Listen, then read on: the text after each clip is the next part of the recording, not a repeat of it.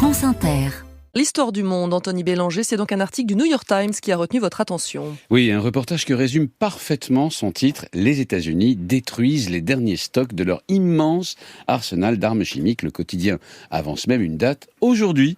Aujourd'hui même, l'ultime obus rempli de gaz moutarde sera vidé puis réduit à l'état de déchets métalliques par les pinces de robots spécialement conçus pour ces opérations. Il n'est évidemment pas question qu'elles soient réalisées par des humains. Le mélange de poison et d'explosifs rend leur manipulation particulièrement dangereuse, d'autant que ces munitions accumulées depuis plus de 70 ans ont été conçues pour être tirées, évidemment, mais pas pour être démantelées. Seuls les robots peuvent donc les traiter. Ces armes chimiques sont interdites depuis quand ? Alors, elles sont interdites d'utilisation, depuis la fin de la Première Guerre mondiale, au cours de laquelle, vous savez, le gaz moutarde, par exemple, a fait des ravages.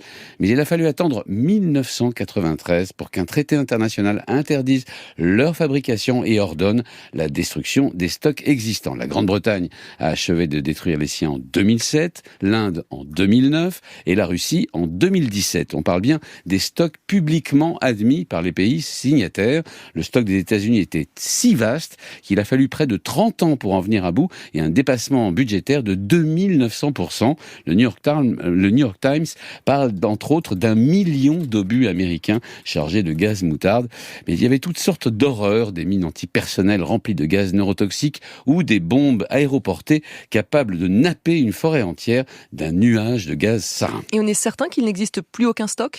Alors, ce contenu et le processus est parfaitement déclaratif, et les armées sont notoirement cachottières. La Russie, par exemple, a assuré avoir détruit les siens dès 2017, on l'a vu, ce qui ne l'a pas empêché d'utiliser en 2018 un agent neurotoxique de classe militaire extrêmement dangereux, le fameux Novichok en Grande-Bretagne contre un ex-espion russe.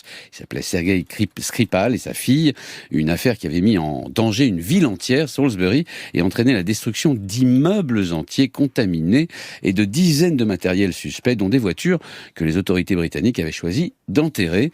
De la même façon, on a compris que la Syrie possédait encore des stocks considérables lorsqu'en août 2013, le régime de Bachar el-Assad a utilisé du gaz sarin contre sa population civile, celle de la Ghouta, une ancienne oasis qui était alors aux mains de l'opposition. Et les États-Unis aussi ont utilisé des armes chimiques ? Oui, c'est le cas le mieux documenté étant l'utilisation massive de l'agent orange pendant la guerre du Vietnam, un puissant herbicide qui, après avoir été épandu en masse, s'est avéré être extrêmement cancérigène, c'est de la dioxine, et aussi dangereux pour le fœtus à naître. C'est probablement une des raisons d'ailleurs pour laquelle l'armée américaine a communiqué sur ces destructions d'armes chimiques, montrer que les États-Unis tiennent parole, alors que d'autres pays, comme la Russie, jurent les avoir détruits, mais dans les faits, continuent d'en posséder, voire de les utiliser. Anthony Bélanger.